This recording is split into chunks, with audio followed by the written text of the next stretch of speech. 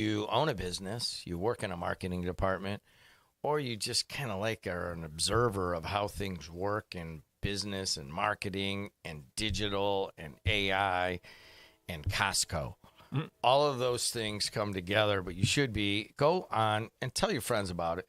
It's on Apple, Spotify, wherever you get your podcast, Mastering Local Marketing. This is episode 164, $100 million marketing secrets hidden in Costco. Nobody mentions this. Costco isn't selling products. It's using dozens of tiny psychological triggers that quietly convince people to spend more than they planned. The surprising part, almost every small business can borrow these same ideas. Matt Hansen is the digital marketing guru here in Northwest Indiana. If you're listening in another market, which you probably are, thanks. Tell all your friends, share it around, subscribe, all of that. But here in Northwest Indiana, he's pretty famous for establishing digital marketing. So we'll talk about Costco today, right? No. We're recording in late July of 2026. I'm not on my morning show for 2 months now, and Matt has basically been on vacation from his academic job for 2 months or more. A month, yeah.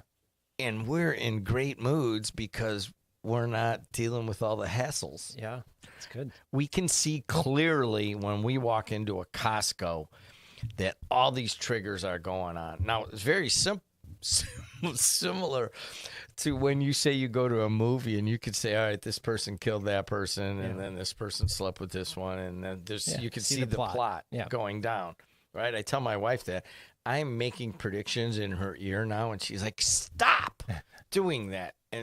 But the problem is, after you become cognizant of the patterns that are available, you are right. And Costco is no different. It's not just Costco. There's other places that use these same triggers.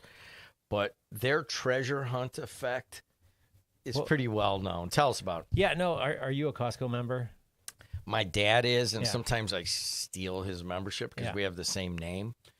And then he gets all these points. It's like everywhere I go, hey, I go to Oberweis. Hey, do you want the points? All right, look up my dad. All right, he got it. But I have gone there. But I do not like to go to something that massive. Yeah.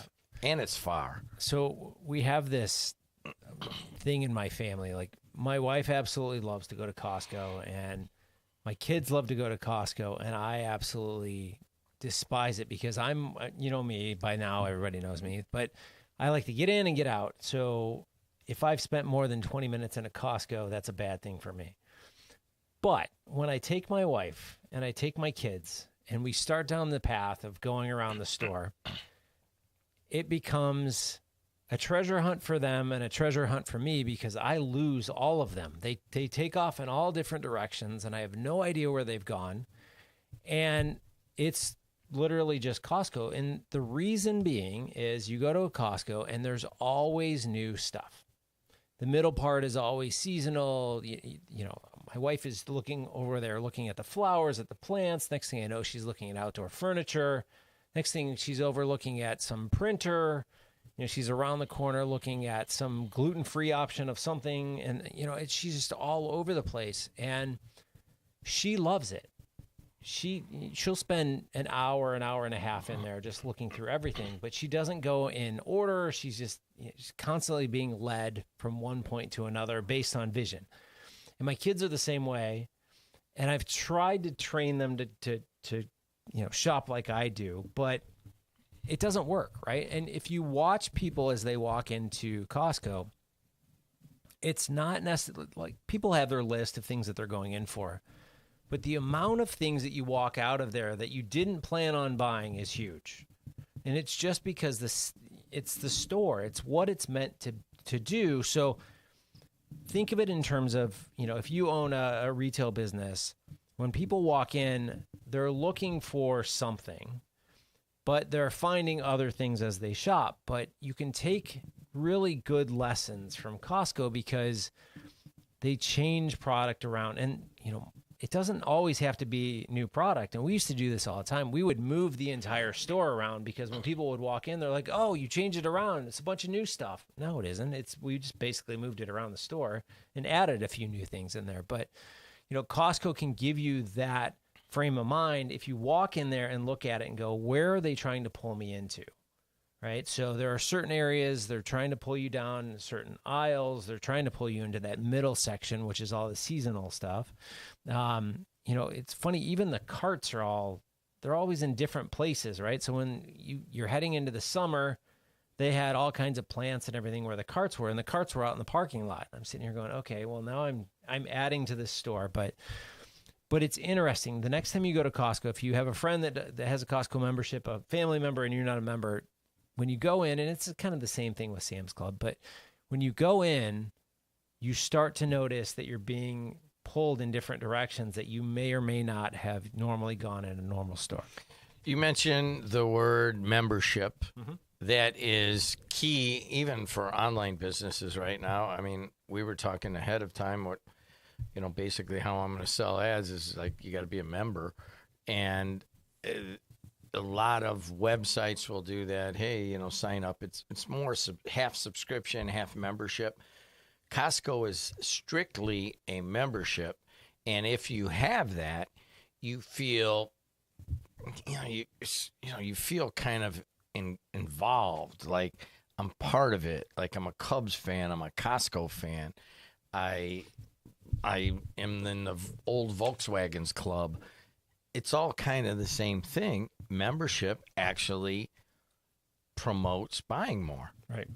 Well, you're paying for a membership, right? And when you pay for something, you have a tendency to want to use it more often, right? So with the Costco membership, they've got varying degrees and you got varying different perks, but if you pay for it, our closest Costco is 25, 30 minutes away. And I don't make it over there that often. I just don't want to drive over there. But, my wife will say, she'll get the thing in the mail and she's like, oh, we got to use the Costco card. We got to use the membership. And I'll sit there and go, well, do we have to? But, I realized you get some really good deals and all that other fun stuff. So we go, and then, let's face it. I mean, you're buying more than you normally do. $378. Yeah. Really? I came here for some waters, and I came for some oatmeal, and I wanted to buy a very small generator for my garage. That was like $120. And then you spent another $300, and you can't remember why. Well, I was laughing. We were at Costco last week, and the guy in front of me was buying one package of some kind of sweets. And the lady goes, is that it? And he goes, yep. And she goes, are they that good? And he goes, yeah, they're pretty good. She goes, but you didn't buy anything else? He goes, no, I just came for these. And it's funny because they almost make you feel guilty if you just go in there and buy one or two things, right?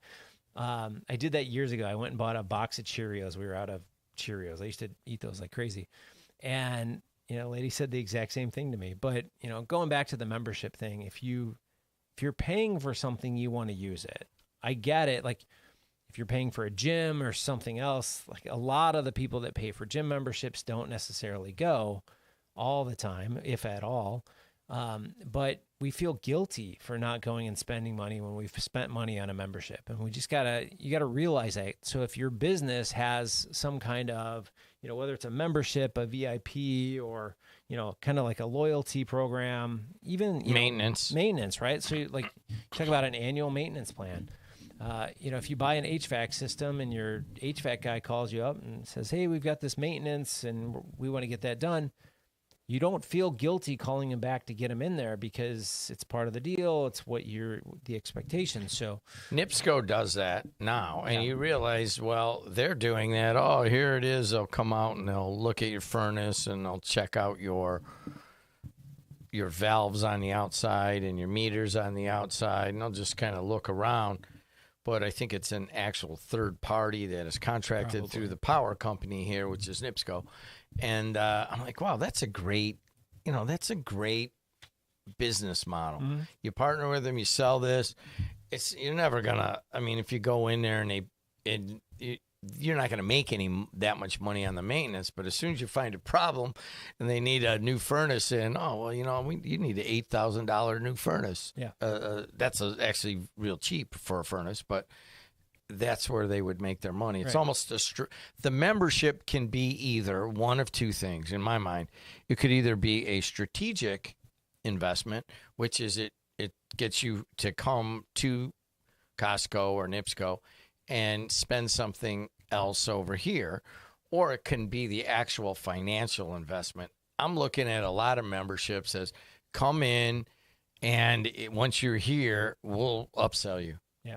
I mean, that's just one way that you could apply that to your small business. Definitely. So one of the things that is obnoxious about Costco is, hey, you want to try this? Sample. I mean, it turns you off. It kind of turns me off, but not that many other people. They like this stuff.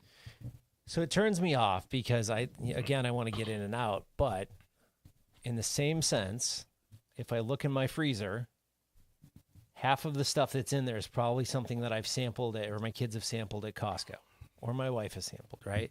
And it removes the risk. And let's be honest, when you're buying something from them and you don't know what it tastes like, you're giving it a try, right? Okay, well, there's a sample. I can try it before I buy it and determine whether or not I like it. But the other thing that I like about Costco is the money back guarantee. So if you if you try something, you don't like it, you can take it back. Now, I realize you got to have pretty substantial volume and margins to do something like that, but it's probably an interesting thing to look at, right? So you've got sampling, but you also got a money back guarantee or some kind of return policy that makes people feel more comfortable. It removes the risk that they're dealing with. And that is probably one of the biggest things that puts people off is the risk of making the wrong decision. And we've talked about that, many, many times about consumer behavior, but we don't want to make the wrong decision. So when you buy something, and especially at something like Costco, where it's not, it's not a $2 item, most things start there about $10 and up, you're making some investment into it and you want to make sure that you're getting the right stuff. So another thing, I mean, even Menards is kind of like this, is that there's not a lot of choices sometimes. I buy the dog treats at Menards, and I've walked around that whole store and looking, all right, well, here you are. There's a few choices on an air conditioner, but not that many. There's a few choices on a shovel, a couple choices. But when you get to dog treats, they're overdone. I don't know why. That's one area where they have more choices than everything else, but evidently it works across the world. But Costco goes really narrow on the maybe they have all of the things, but they sell it in certain quantities, and this is all you can buy. It's at a great price if that's how many you want. If you want 3 cases of Diet Pepsi, you can get them for $20 at Costco. And that's the only size that you're going to get, right? Yeah, it's the same thing with something like peanut butter. You get regular creamy, one brand. You get maybe a crunchy, one brand, and then you'll get some kind of organic or almond butter kind of stuff. And there's not a whole lot to choose from. You go to the normal grocery store and you've got 15, 20 different types that you can buy in various sizes and whatever else, but they keep it simple, which makes it less taxing on the consumer. We don't have to think about it. If we want peanut butter, there's my 3 options. I'm going to pick one of those. If we want cereal, there's maybe 3 or 4 different options that they have. If you want, let's call it salmon, frozen salmon, there's not a whole lot of variables in there. Here you go, $7.99 a pound, and if you buy 5 pounds or more, and here's the package. Right here. Yeah. It's $42 for 5.7 pounds. Isn't that a great deal? Well, of course, maybe you will pull out 1 piece of salmon and grill it, maybe 2. But once you've now thawed it, you're probably throwing a lot of it out anyway. So you paid $21 per piece of salmon.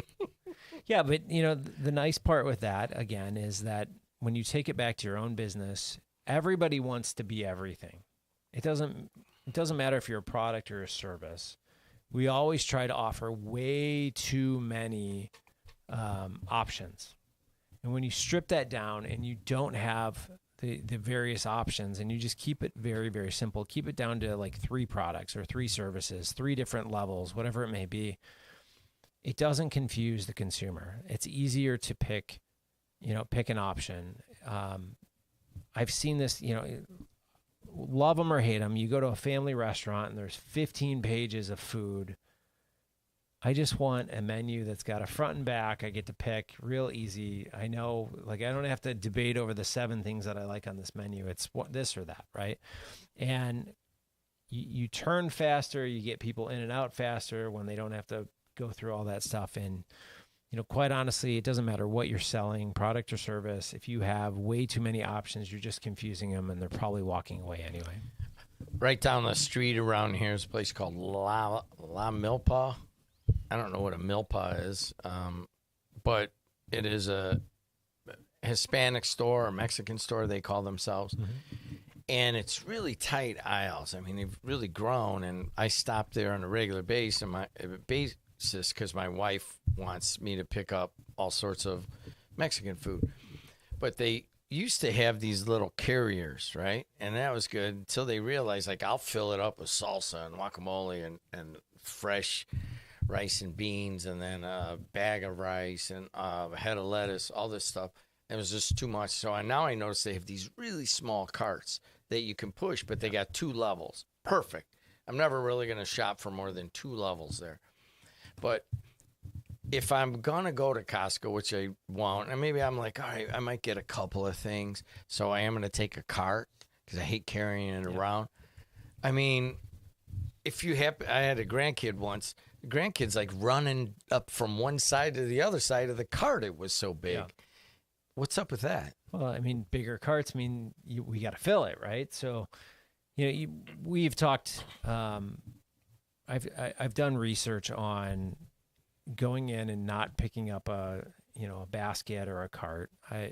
What a basket does and what a cart does, and then an oversized cart is just even more, right? So, we tend to be more open to impulse purchases the more space that we have in the container that we're carrying, right? So whether it's a basket or it's a cart, that void allows us to think, well, I didn't buy that much. I'm just going to buy this and fill the cart up a little bit more. It's very rare that you get so overstuffed at Costco that you're like, oh my goodness. But, you throw some toilet paper in there, you throw some Kleenexes in there, you throw bottled water in there. You've got a lot of stuff because they're oversized. But the larger the container that and when I say container, I'm talking carts and baskets. The larger container you take, the more often you're going to pick up things that you don't necessarily need. And quite honestly, the longer it's going to take you to shop. So if you only have a basket, you're only going to be in there for so long. If you have a cart, you'll be in there much longer. But if you have an oversized cart, you're going to be in there much, much longer. So we've done the science on it. I have data on it. If anyone's interested, happy to share it with you. Just email me. But, that's what it comes down to. So they have these oversized carts, which are great, but very rarely do you see a cart come back up to the front where it's not at least halfway filled, if not completely filled. You go to ESPN.com today in the morning, and then I'll go in the afternoon, and then I'll go again tonight. Every visit, there might be a few repeats from the morning, but, they're every hour or two, they're updating, and they're putting new stories. And so by 12 hours later, pretty much everything you saw on the front page is gone. Baskin-Robbins. I remember that when I went to college in California, when I missed home, I would go to Baskin-Robbins because every Baskin-Robbins, 31 flavors, had all of the same pictures on kind of a ribbon surrounding the 360 on the wall, way at the top of the wall. So Baskin-Robbins was kind of and every one of them kind of looked the same and felt the same. They were looking for the same experience every time you went. ESPN wants new, updated experience. Target, every time we just went to Pompano Beach a little while ago and went into Target. I go, man, this is exactly the same. There's nothing different here. Yeah. They were on 2 levels, though. Usually it's 1, but everything was the same. All the stuff was in the same place and so forth. So they go for the same look and the same feel. Costco, it seems like the music's different. I mean, there's different stuff piled in the front. I mean, if you go today and then you go in 4 days, it's a different experience. Why? Well, they're trying to change it up, right? So they're trying to make it a new experience every time you come in there. And, weekly they'll move things around. And, obviously they sell quite a lot of merchandise, but, they're trying to give you a unique experience every single time that you walk in there. And that's why you see constantly there's somebody in the back with a dolly moving stuff in and moving stuff out, taking stuff off of, 3 stories high and everything else. But they will move stuff around constantly just to give that illusion of a new experience. And that's what we are craving. We want, as human beings, we crave experience at this point. That's like the big buzzword with everything right now.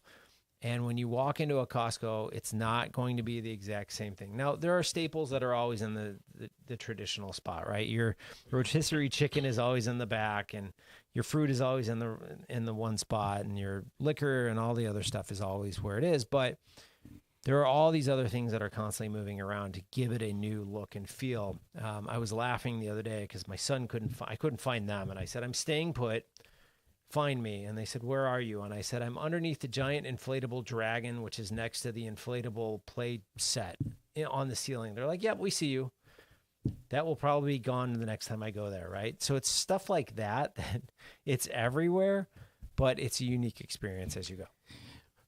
Hey, everybody, you're listening to Mastering Local Marketing, episode 164. If anything out of this episode, there might not be as many specific things for your business or your marketing department that you might get in some of the other episodes. But there's one important thing here that I've picked up on, taking Matt Hansen's classes and on doing this podcast is that at some point you need to think like a marketer when you're running your business every day, when you're going to a movie.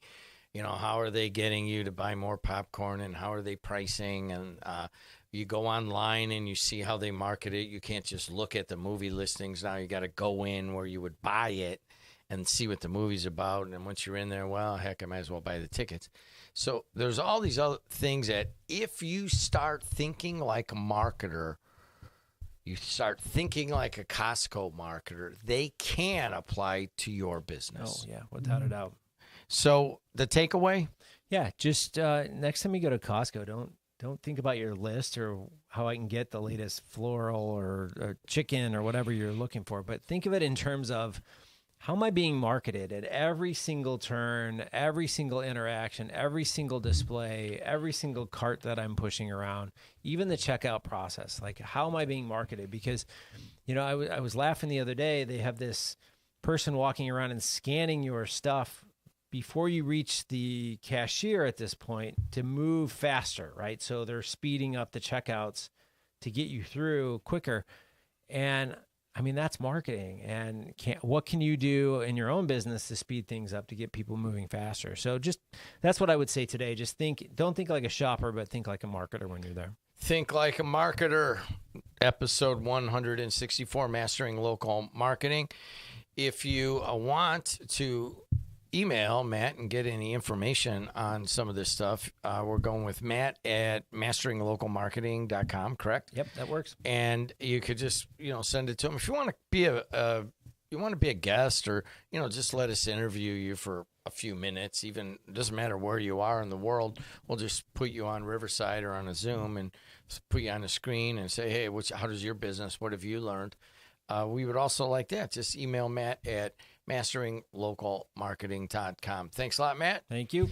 As always, thanks to our producer, and that is Adriana Alvarez, who left work right at time and zipped over here and was able to produce this. Thank you for the extra effort. But mostly thanks to you for listening and watching. Until next time, see you later.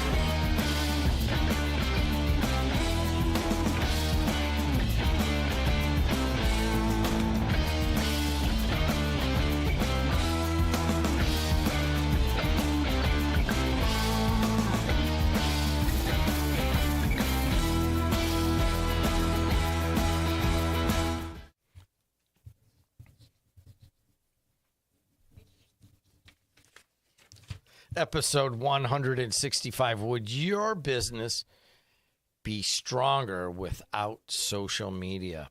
You may not agree with this, but social media might be making your business weaker. It can create attention, engagement, and activity while quietly distracting you from the marketing assets that actually produce long-term growth.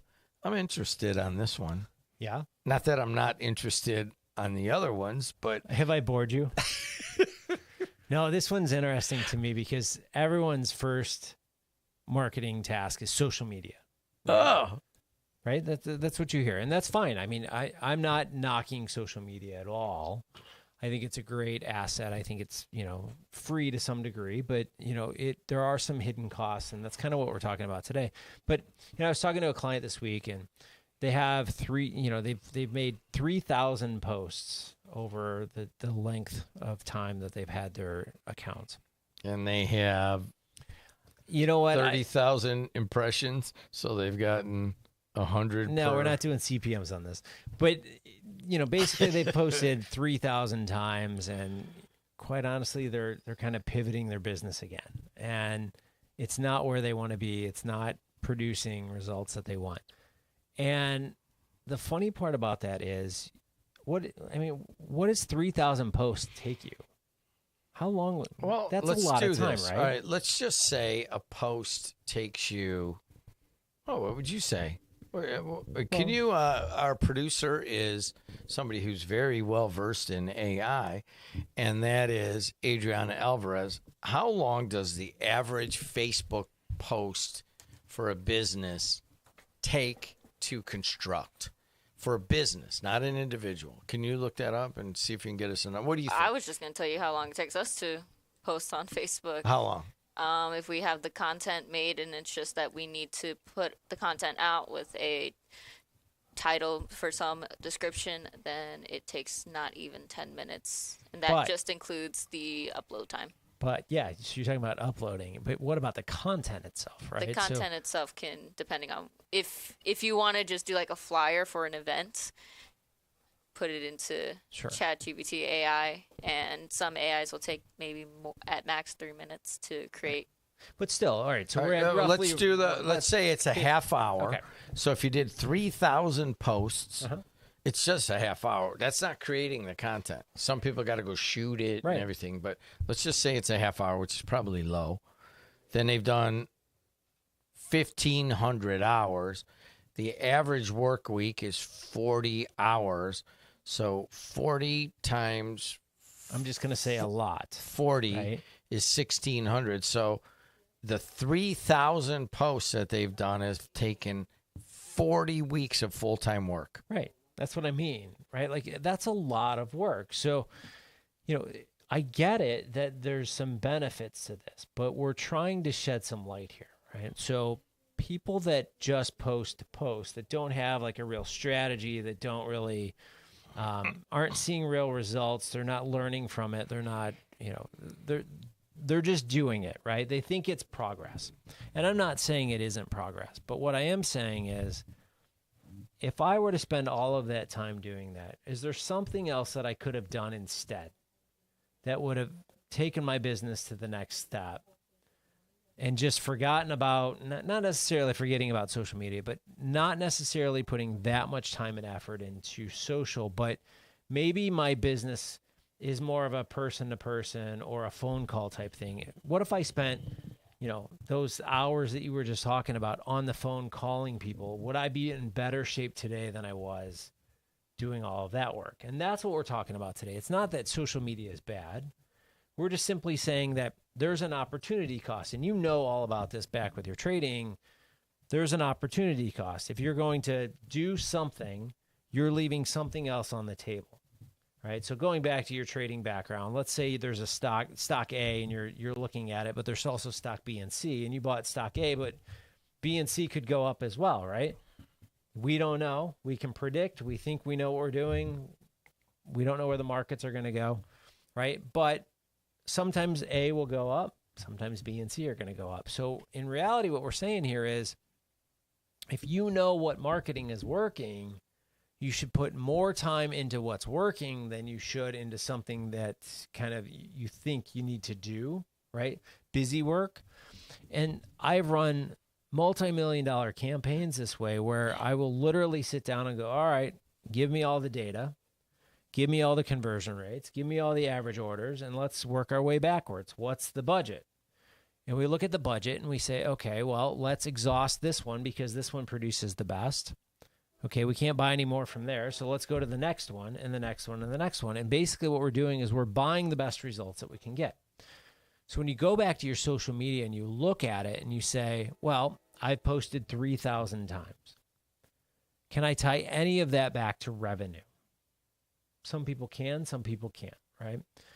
If I make 40,000 phone calls to potential customers, can I tie that back to sales? Probably, because you're tracking, that kind of stuff. So when you do those two and you look at them, odds are that phone call is producing more than those social media posts. And that's just an example. There's many things that you can be doing out there. And I'm just saying, even with social media, if you're posting on Instagram, TikTok, and let's say even like LinkedIn, maybe LinkedIn is producing much better than Instagram and TikTok, right? I've seen that happen where people are like, what is going on? Why is that producing better than the other two? And it's just the fact that what we're saying here is pay attention to how things are working and put those hours that you have to put in into something that's going to provide you with a return, right? We always joke that marketing is kind of like dating, right? We date a bunch of different things that are out there, and I don't mean to call anybody things, but we're talking about marketing, right? We try Facebook, we try Instagram, we try TikTok, we try direct mail, we try billboards, we try radio, we try all these things. And there are good things and there are bad things that happen, but do you track it back and say, what was the most successful thing that we were doing? And then when we put our budget together, we work backward and we say, okay, well, let's start with the thing that's most successful and work our way back. Now, I know there are a lot of people that are listening that are probably going, I don't track any of that. And that's what we need to understand, is that you need to start tracking just a little bit to understand that if I'm putting all of this effort into something, is it worth it? I had the same conversation earlier with somebody that I just met right before this. Potential client basically said, is this going to be worth my time? And basically I sat him down and I said, here are the pros, here are the cons. And here are the clear expectations of what you should be seeing because I've seen it for myself. And you know what he said? That's great. That's what I'm looking for from you, right? So that's what we're talking about today, is like, not that social media is bad, but understanding that if you're putting all of this time and effort into social and you're ignoring the things that are driving true revenue, you're actually hurting your business, not helping it. All right. So let's look at some alternatives. All right, say you get heavily into email marketing versus social media marketing. Mm-hmm. I mean, pros and cons. Well, the pro is, emails you have to gather yourself, right? So you have to collect them, you have to pay hosting and all this other stuff for, however many emails that you have. So social is great for getting people to see you, right? They're pushing your content out there and new people are seeing it. And you, even on the advertising side, you can go out there and say, I want this area and promote it and do all of that. The one major problem, or I should say two major problems that I have with social, is one, I've seen way too many of my clients in the past that have gotten locked out and they can't get access to it. They've lost it. They built up a following. Somebody tricked them into clicking something. They've given up some information and they've been locked out. And it's really hard unless you have, tons and tons of followers and are driving serious revenue through Facebook, or I should say Meta. They're not going to necessarily pay attention to you. There's not a 1-800 number to call anybody. Like, they just ignore you, right? I can't get in. You'll never hear back from them. On the flip side of that is if you get locked out, you've lost your followers, you have no contact information, and they are gone permanently, right? If you can't get back in there, you're not getting your followers back. So what I always say is you got to take those followers that you're getting on Facebook, on Instagram, on TikTok, on YouTube, or wherever they are, and drive them over somehow to get an email from them, because you now own the email. You now own that database that has that. Nobody can take that away from you. unless you stop paying your bill for your email service provider, right? But with social, at any given moment, you can get locked out, or they can even shut you down if you break some kind of rule. They'll shut down your page and you lose everything. And you hear this all the time about people that have lost their page. So gather emails, collect those emails, and own those emails, because you can always, always, always reach out to those individuals, and you'll own that contact, and no one can take it away from you. That's really important. So, all right, now we're really basically talking about databases and database management. Honestly, I've seen that too. We had that happen on our radio station early on. I think we were in the, I don't know, maybe 5,000 followers like that. And we lost all of them. Then I had it with a streaming service where we had 1,500 paid subscribers, and they lost all of them.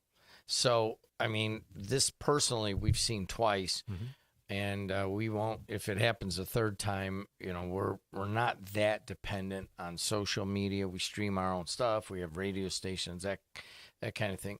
I'm with you that I want to curate what goes onto that feed, because they're measuring everything. You ever notice how everybody that wants to drive you to another site of some sort, hey, go to this, go to my GoFundMe page, anymore, they don't put it in the post, because then that's kicked out of any algorithm you could possibly get. My Substack, I write, and I'm like, gosh, how come nobody's seeing this? Because it's Substack is posting it, and they're competing with them, and they don't want you to go and read that. If you put it in there, say, here's the whole post, and then in the comments you put that link. And I mean, I don't know if Facebook's going to catch up with that, but like everybody's doing that right now. Well, yeah, social media, they want to keep you on their site, in their app, right? So it's, you know, we were kind of joking. We were working on a project that was pushing from one platform to another, and I kept telling them it's not going to work, because they don't want to push people over, right? They want to keep you in the environment, because, you know, think about this. As if I'm the owner of Meta, or if I'm the owner of TikTok, or any of these social medias that are coming up through the ranks, I want to keep you there as much as possible. Why? Well, because I get your data, and I sell your data, and I sell advertising. So if you leave, I'm not able to sell advertising to you, and I get no more data from you. So that's why they want to keep you on, because they make more money with you staying on, which is why they want you to keep scrolling, and why it's addictive. But, you know, that's why they want you on there. So when you're trying to push people out to somewhere else, you're right. Like, you put that in a post, they don't like that. If you're going to push something out, they want you to pay for an ad to click a button that says learn more, which will then push it out. And that's how they're getting their money. So, you know, again, I get it. We all try these different things, but you also have to look at things from the perspective of the people that have built it. Their job is to keep you there. They don't want you running off to somewhere else, and they control everything. That's why they call them walled gardens. I mean, in the industry, that's what they call them, walled gardens. You don't know what's going on behind the walled gardens, and you hope that you're not ticking them off, because you're just going to lose your page. I had a guy call me and show me his Facebook page, and he's a pretty big content creator. And he shows me this. He goes, look, in this month, I got 2.8 million views, impressions on his Facebook page. And then I look and I go, oh, you know, there's like $600 there. And he goes, yeah, isn't that cool? I mean, I'm just making stuff and people are looking at it, and I got $600 I didn't have. And I go, well, give me a second, will you here? So I go back in. I say, well, what's the average Facebook, you know, ad if you bought an ad? I don't know, maybe $6 a CPM. Is that, would that be you close? You can get it to there, yeah. Yeah, maybe $8. I thought I came up. I go, well, I think it looks like around $8 on average CPM, and cost per 1,000. And I did the math, and I go, well, let's see, you're getting 0.08, blah, blah, blah. I go, what they're paying you, and then they're selling an ad next to your content for 100 times what they're paying you. Yeah. Yeah, exactly. And I'm like, oh, he's like, really? I go, yeah. I mean, I could I mean, if I could sell that locally, what they call native advertising. You can sell that at least for like a couple bucks. Pretty Right. simply, just put a little ad into your video, or maybe, I don't know, put it underneath as this was sponsored by blank. Facebook doesn't seem to care nearly as much about those sponsorships as they do about taking you somewhere else. Yeah. So we talked a little bit about the content requirements and how they could kick you off, especially if you spend a lot of money trying to develop that. And the content requirements are changing all the time. Like, give me an example right now of something that's changed recently that could very well affect a business. Well, I think you mentioned it, right? So with the links, how everyone's kind of putting it in the first comment, I've seen a ton of that over the last few months, and that's really interesting. But, I think right now, there's a shift, right? So we used to just post a post, like get stuff out and just be, kind of out there. But I think at this point, if you're going to dive into social, it's got to come down to, I would say, a little bit more tactical approach. Less is more, I think, is kind of what you need to understand at this point. And a lot of people are saying, well, what are you talking about? That's, I can't post any less. No, what I'm saying is, if you provide content that draws people to watch it, that draws people to comment, that draws people to, just continue to look at a few different things that you have to offer, I think you're going to show up to the masses a little bit better. If you're just posting content to post content, that's a different ballgame at this point. You're not being rewarded. I think it's almost negative at this point. If you post 3,000 posts today, you're just spammy. 41 hours of work. You've worked almost an entire year. Yeah. 41 weeks.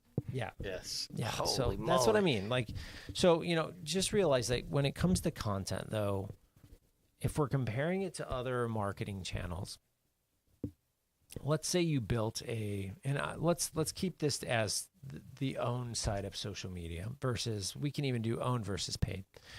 And if you provide, let's say you put up 3 pieces of content every single week, and then you run a paid ad account, and you're putting, ads up every single day, and you run that, and you find one that works, and you're making some money off of that.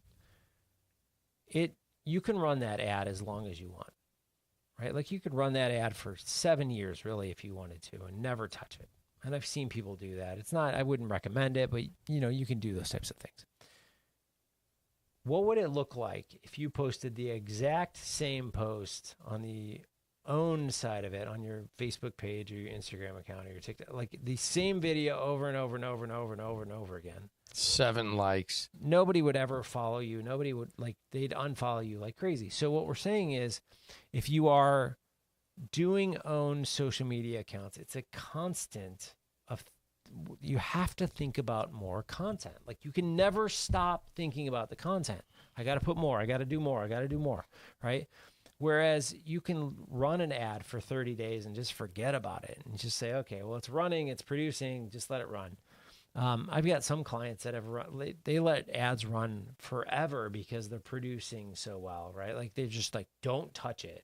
I've got one that we have to duplicate it and shut the old one off because they can't keep track of all the comments from the ads, but they want the same ad to run continuously. And it works. It's just like, why reinvent the wheel when something works so well? But you can't go on social on the own side and just post the same content over and over and over again, because quite honestly, no one's going to follow you.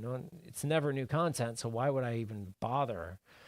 So that's the problem with social, is you always, always, always have to continually produce new content, and it's draining. It's pulling resources from other things. Whereas something like a paid ad account, where I can put an ad out there and we know it's driving revenue, This is what I mean. Like, I'm not saying, again, going back, I'm not saying social media is bad, but what I am saying is you have to look at your own business and go, what's working for me?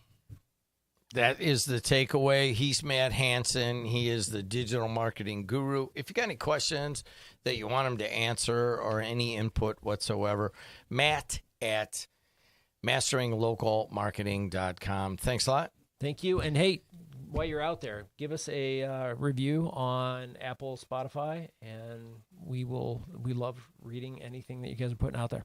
And thanks a lot to our producer, Adriana Alvarez. She came from work in a hurry and came over here from her other job. And if you would like your own podcast, go and check out the ones that Adriana has put together on the WJOB Podcast Network on Apple or Spotify. And if you want to create your own content, all you got to do is email Adriana with 2 N's at WJOB1230.com. Until next time, see you later.